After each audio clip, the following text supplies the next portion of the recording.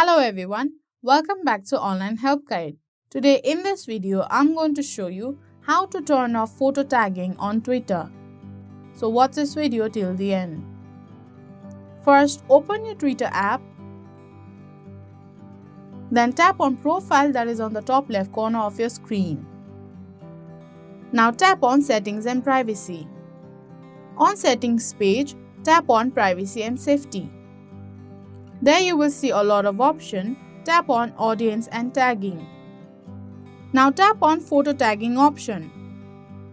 There you will see green toggle bar on. Tap on it to turn it off.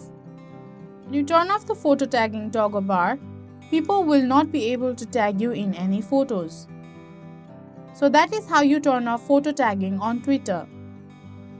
Thank you for watching Online Help Guide. Hope this video was helpful. If it was, then hit the like button and comment down if you have any questions or feedback.